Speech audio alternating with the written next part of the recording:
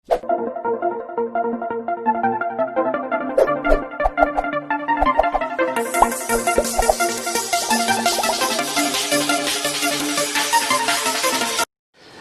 बच्चों, मैं सभी का स्वागत करता हूं फिजिक्स ज्ञान मुकेश नाइक चैनल पे। बच्चों, आज हम लोग जो क्लास 11 का जो चैप्टर है उसके ऊपर डिस्कशन करने वाले हैं। पहला ही चैप्टर आपके लिए है यूनिट एंड मेजरमेंट। कौन सा? Unit and measurement. बहुत इंपॉर्टेंट चैप्टर बच्चों। अगर आप लोग 11th प्लस 12th अच्छा पढ़ना चाहते हो तो ये चैप्टर बहुत अच्छा करो। सर क्यों? क्योंकि बच्चों आप लोगों ने 8, 9, 10th जो फिजिक्स के चैप्टर हो, जैसे कि अपने करंट इलेक्ट्रिसिटी पढ़ा हो, मैग्नेटिज्म पढ़ा हो, मोशन है ना, 1D प्लेन मोशन जो भी पढ़ा होगा, उसमें आप लोगों ने स्पीड मीटर पर सेकंड यूनिट है, फोर्स का यूनिट न्यूटन है, पढ़ा होगा इसे। बच्चों ये चैप्टर हर चैप्टर का एक सपोर्ट है, मतलब बहुत इंपॉर्टेंट चैप्टर है बच्चों। आप लोग ये चैप्टर पढ़ के ना, मतलब मैं एक बताऊंगा, हर चैप्टर का कंटेंट पढ़ रहे, ऐसी चीज है ये, हर चैप्टर का कंटेंट पढ़ रहे। तो बच्चों इसलिए मैं पहला ही चैप्टर स्टार्ट कर रहा हूं जो यूनिट एंड मेजरमेंट है। बच्चों यूनिट एंड मेजरमेंट जरूरत क्या है? कहीं पे चले गए आप लोग तो आपको दो चीजें बहुत इंपॉर्टेंस होती है। एक होती है बच्चों नंबर। कौन सी? एक होता है नंबर, और दूसरी जो चीज है बच्चों आपके लिए यूनिट बहुत इंपॉर्टेंस है, और वो भी प्रॉपर यूनिट बहुत इंपॉर्टेंट चीज है। मतलब आप दुकान पे गए, 1 kg शुगर दे दो, है ना, बराबर बच्चों। मतलब इस चीज को हमने बोला है नंबर, और इस चीज को कहा है यूनिट। बच्चों 1 दे दो, क्या देना है? 1 शक्कर का छोटा सा एक स्टोन देना है। 1 क्या देना है? 1 क्विंटल देना है शुगर, 1 kg देना है, 1 ग्राम देना है, क्या देना है? तो बच्चों ये प्रॉपर यूनिट होना बहुत जरूरी है बच्चों। इसलिए हम लोग यूनिट भी पढ़ रहे हैं, और बाद में उसका मेजरमेंट कैसे करना है, क्या करना है, बताना बहुत जरूरी है।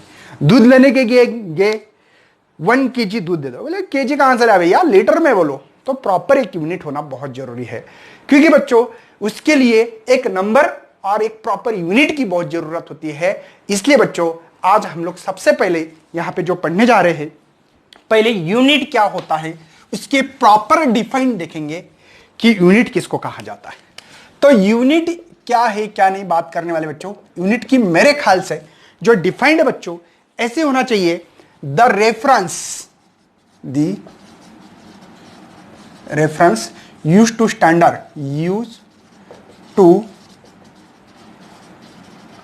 स्टैंडर्ड मेजरमेंट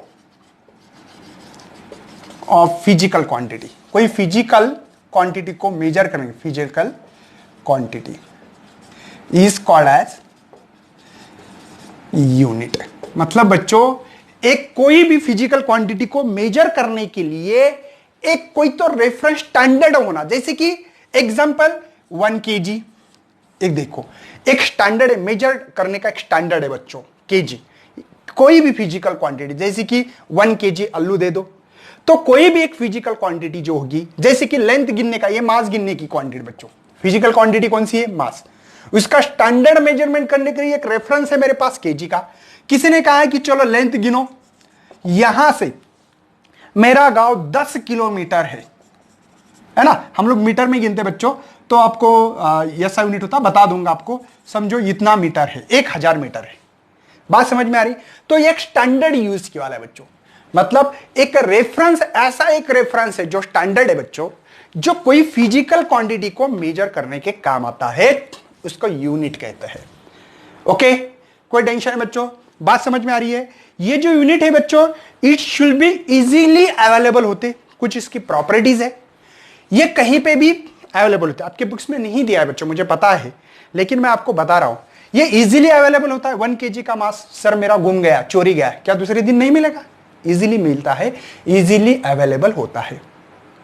ठीक है, कहीं पे भी अवेलेबल हो सकता है। ये प्लेस टू प्लेस चेंज नहीं होता है। 1 kg महाराष्ट्र में मतलब उसका 1000 ग्राम है, अब यूपी में जाओगे तो भी वही ग्राम होता है, पाकिस्तान में जाओ तो भी यही, अमेरिका में जाओ वही होता है बच्चों। मतलब ये इनवेरिएबल है, it should be easily available, पहले प्रॉपर्टी। दूसरी, ये वेरिएबल नहीं है, ये वेरिएबल नहीं होता है, कांस्टेंट होता है। कहीं पे भी जाओ it should be universally expected है, मतलब यूनिवर्सल में कहीं पे भी जाओ ये सबको पता है, इसके बारे में कोई टेंशन लेने की जो। और ये इजीली रिप्रोड्यूसिबल होता है। ओके, तैयार भी कंपनी में 1 kg चला गया तो दूसरा तो तैयार दूसरे दिन होता है, तीसरे दिन में होता है, कोई प्रॉब्लम नहीं। इसकी प्रॉपर्टी आपकी बुक्स में ज्यादा नहीं दी वाले। उसके बाद में बच्चों हम लोग देखने वाले आगे सिस्टम्स ऑफ यूनिट। देखो उसके बाद में क्या देखने वाले हैं, पहले यूनिट बात समझ में आ रही। कोई फिजिकल क्वांटिटी को मेजर करने के लिए जो एक स्टैंडर्ड मेजर करने के लिए एक रेफरेंस लिया है मैंने, reference standard used to measure the physical quantity. उसके बाद में सिस्टम्स ऑफ यूनिट देखेंगे। सिस्टम क्या है sir? Systems of unit. But तो ये जो सिस्टम्स ऑफ यूनिट है ना, वो होता है set of fundamental unit and, बात पता लगेगी डिराइव यूनिट क्या होता है। ठीक है बच्चों, ये सेट है फंडामेंटल यूनिट एंड, एक सेट है बच्चों fundamental and derive units is called as the systems of unit. मतलब फंडामेंटल यूनिट को और डिराइव यूनिट को एक सेट बना दो, इसको सिस्टम्स ऑफ यूनिट बोलते हैं। ठीक है, जैसे कि फंडामेंटल यूनिट बता देता हूं, मास का होता है किलोग्राम, लेंथ का होता है मीटर। तो ये फंडामेंटल, डिराइव स्पीड, ये डिराइव बच्चों। तो इनका सेट करने के बाद सिस्टम्स ऑफ यूनिट बनते हैं बच्चों। बेसिकली 1832 में हमारे पास एक साइंटिस्ट थे गॉस नाम के। उन्होंने कहा है कि बेसिकली 3 क्वांटिटी ही इंपॉर्टेंस है, जो कि है लेंथ, क्योंकि वो टाइम पे यही important, length, mass and time. बच्चों पहले इन तीनों क्वांटिटी से लेना देना था, ना करंट था है ना कोई केमिकल चीज गिनने के लिए थी। पहले लेंथ हमेशा, मास भी, जैसे कि हम लोग गेहूं एक दूसरे को देना, अनाज देना है, टाइम है ना, कितने बजे शाम हो गई, आफ्टरनून हो गया, टाइमिंग बताने के लिए। तो बच्चों 1832 Gauss suggested that basically 3 quantity. Gauss ने बताया कि दुनिया में ओनली 3 क्वांटिटी बहुत बेसिक है, उनका नाम है लेंथ, मास, टाइम। इसी के कारण बच्चों हम लोगों ने इसके सिस्टम्स ऑफ यूनिट के 3 टाइप्स बताए हैं। एक है बच्चों हमारे पास CGS, दूसरा है MKS और तीसरी है बच्चों FPS। आपको पता है C स्टैंड फॉर सेंटीमीटर, जो कि छोटा यूनिट है लेंथ का, और इससे बच्चों हम लोग लेंथ को गिनते हैं।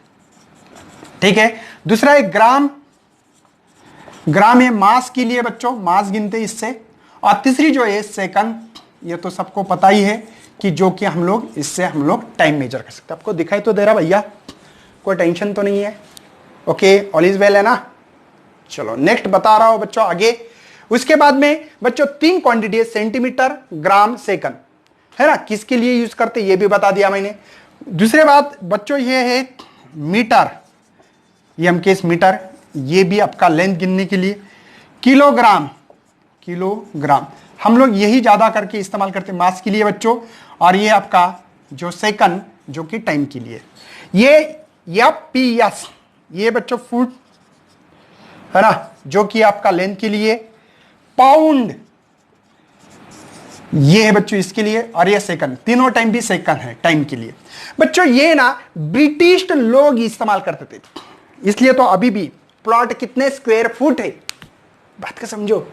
आपने सुना होगा ना कि यार आपका जो घर है ना वो कितने, या आपको पता नहीं तो आपके पापा को पूछो कि कितना अपना प्लॉट कितने स्क्वायर फुट है। इसी के कारण है फुट, पाउंड, सेकंड, ये फीट होता है। ये पता है ना 12 सेंटीमीटर का स्केल होती है छोटी से, आधे फीट की, 1 फीट की भी बड़ी स्केल होती है छोटी, ये इतनी। तो ये पाउंड जो मास मेजर करने के काम आता है बच्चों।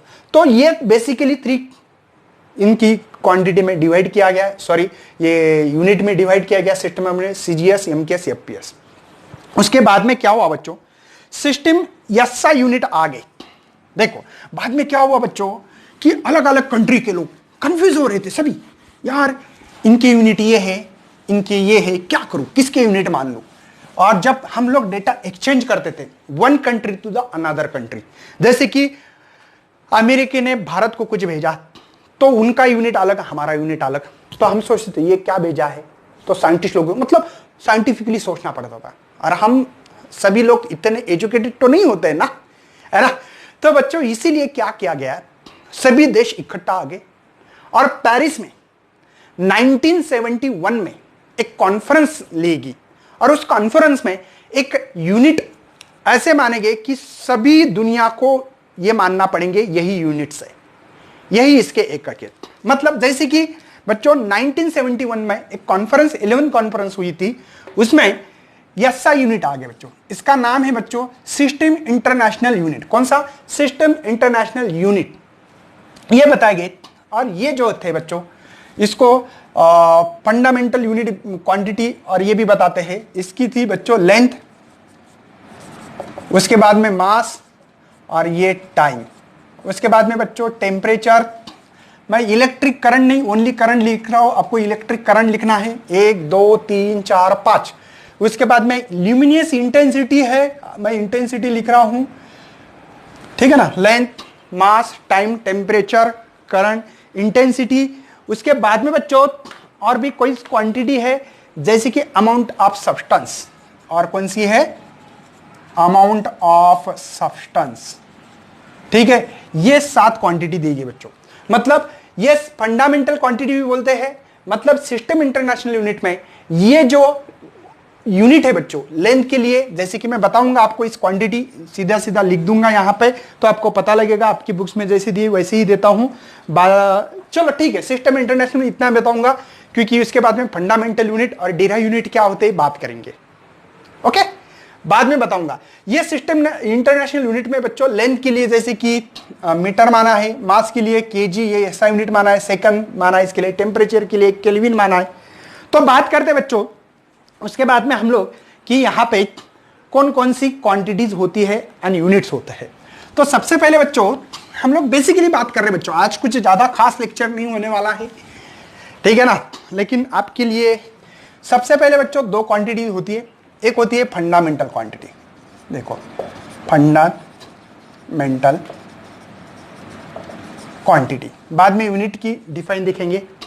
फंडामेंटल क्वांटिटी बच्चों दोज क्वांटिटी, ये क्वांटिटी ऐसी है, those quantity which does not depend upon other quantity. ये क्वांटिटी किसी के ऊपर डिपेंड नहीं होती, खुद की क्वांटिटी खुद होती है।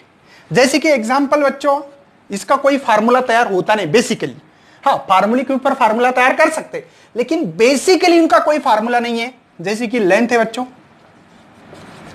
मास है, वही जो बताया था, टाइम, टेम्परेचर एक्सेट्रा, ठीक है। उसके बाद में बच्चों इसी की क्वांटिटी होगी, ये quantity length, mass, time, temperature, electric current, amount of substance, luminous intensity, ठीक है बच्चों। इसी का हम लोग निकालेंगे अभी फंडामेंटल यूनिट, क्योंकि क्वांटिटी आ गई तो इस क्वांटिटी को बच्चों, इस क्वांटिटी को क्या हमको मेजर करना पड़ेगा। अरे बच्चों लेंथ आ गया, लेंथ को मेजर करना है ना मुझे, तो those unit used to the fundamental quantity. बात समझ में आ रही है बच्चों? इसकी जो डिफाइन मैंने बनाई है, ये ऐसे यूनिट्स है बच्चों कि इसको गिनने के लिए, किसको, देखो the unit use to measure the, ऐसे लिख सकते हैं, the unit use to measure the fundamental quantity. क्या बच्चों? ऐसे यूनिट जो ये फंडामेंटल क्वांटिटी दिख रहे उनको मेजर करने के लिए इनको यूनिट लगने वाला है, सॉरी यहां पे यूनिट की डिफाइन है, यूनिट लगता है, उसको हम लोग बोलेंगे फंडामेंटल यूनिट। एग्जांपल के तौर पे लेंथ किस में गिनेंगे बच्चों? मीटर में, ओके। मास किस में गिनेंगे? KG. Time second, temperature kelvin etcetera. बात समझ में आ रही बच्चों? ऐसी क्वांटिटी जो क्वांटिटी किसी के ऊपर निर्भर नहीं करती है, उन क्वांटिटी को हम लोग फंडामेंटल क्वांटिटी कहते हैं। फंडामेंटल यूनिट ऐसे ऐसा यूनिट जो यूनिट फंडामेंटल क्वांटिटी को मेजर करने के लिए लगता है। और उन्होंने ऐसे आपके इसमें दिया है बच्चों, नंबर 1 फंडामेंटल क्वांटिटी लिखा है ऊपर, देखा होगा आपके बुक्स में फंडामेंटल क्वांटिटी, ठीक है। तो लेंथ लिखा होगा पहले, दूसरा मास, तीसरा टाइम, चौथा टेम्परेचर, पांचवा इलेक्ट्रिक करंट, है ना, इलेक्ट्रिक करंट, छठवा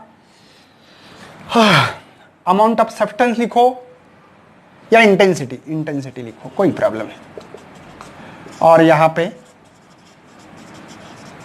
अमाउंट ऑफ सब्सटेंस। लेंथ के लिए बच्चों यूनिट क्या है, मीटर है। मास के लिए केजी है। टाइम के लिए सेकंड है। टेम्परेचर के लिए केल्विन है। इसके लिए एम्पियर है, बराबर है बच्चों। उसके बाद में हमारे पास ल्यूमिनस इंटेंसिटी सीडी लिखते हैं कैंडला, है ना। और इसके लिए मोल, केमिस्ट्री में पढ़ते होगे बच्चों, अमाउंट ऑफ सब्सटेंस के लिए मोल। आपको दिखाई तो दे रहा है भैया, ये तो मेरा लिखना चालू है और यहाँ पे दिखाई नहीं दे, हो ऐसा ना हो। बात समझ में आ रही बच्चों, ये फंडामेंटल क्वांटिटी और इसके यूनिट्स है। बात समझ में आ रही है। नेक्स्ट आगे बढ़ना है। नेक्स्ट लेंगे बच्चों हम लोग डिराइव क्वांटिटी क्या होती है। ये फंडामेंटल क्वांटिटी बेसिकली बच्चों 7 फंडामेंटल क्वांटिटीज है, length, mass, time, temperature, electric current, amount of substance, luminous intensity. ये इसके अलावा बच्चों 2 और क्वांटिटीज है, उसको सप्लीमेंट्री यूनिट कहते हैं। सप्लीमेंट्री यूनिट बोलेंगे। 2 सप्लीमेंट्री यूनिट है बच्चों। एक है आपको प्लेन एंगल के लिए, प्लेन बताऊंगा, टेंशन मत लेना। प्लेन एंगल के लिए बच्चों है रेडियन, ठीक है। और दूसरा होता है बच्चों सॉलिड एंगल, जो कि स्टे रेडियन, मतलब कुछ नहीं बच्चों, STE लगाना है, यही रेडियन है बच्चों। हम लोग है ना आपके बुक्स के हिसाब से यही इस्तेमाल करने वाले हैं, हम इसको कभी भी इस्तेमाल नहीं कर सकते 12th में। क्यों बच्चों, मुझे बताओ। आपकी जो डायग्राम होती है एक तो बोर्ड पे होती है या आपके बुक्स में होती है, वही इस्तेमाल करते हैं। हम लोग इंजीनियर थोड़ी है कि सॉलिड एंगल, चलो कोई ब्रिज पे जाओ और ये एंगल गिनो, ऐसे तो नहीं करते ना।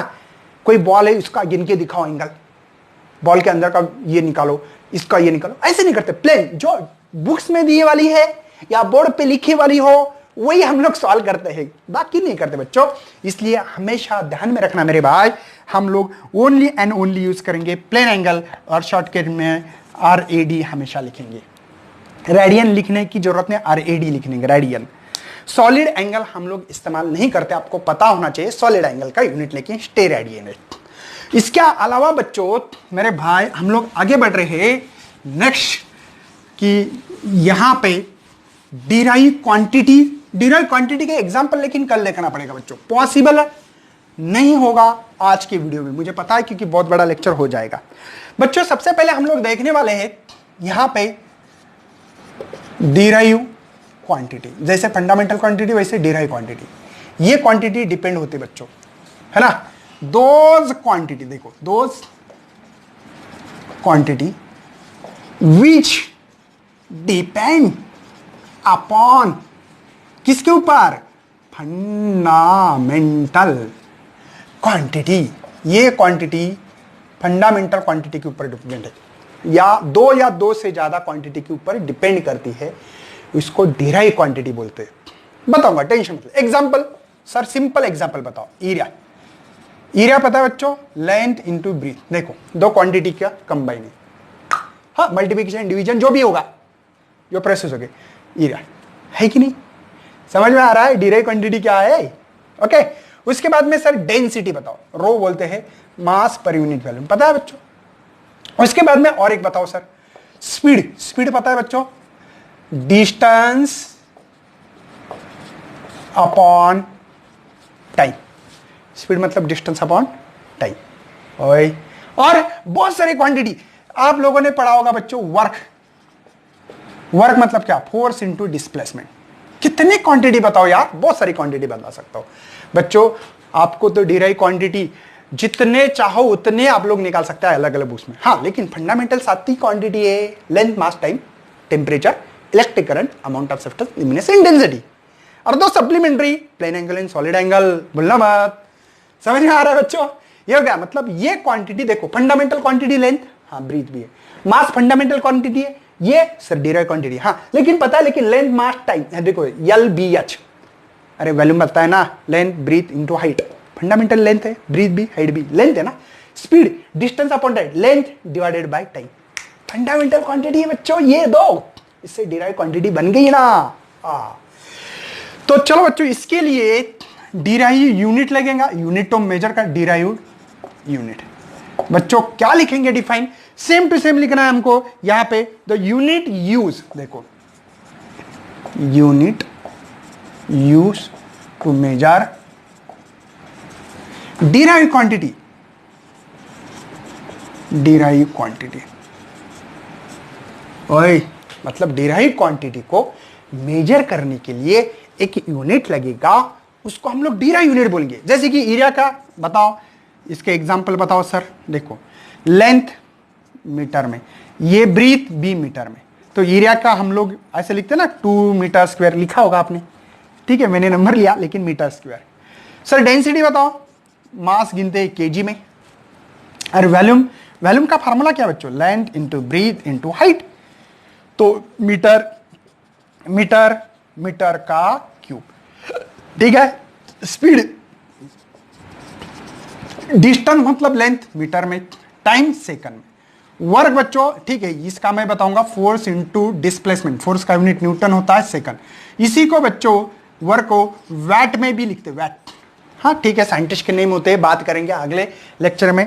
लेकिन बच्चों मेरे ख्याल से यहां पे आप लोगों को कल डिराइव क्वांटिटी के ऊपर बात करेंगे, बहुत मजा आएगा, और भी बात करने वाला हूं मैं।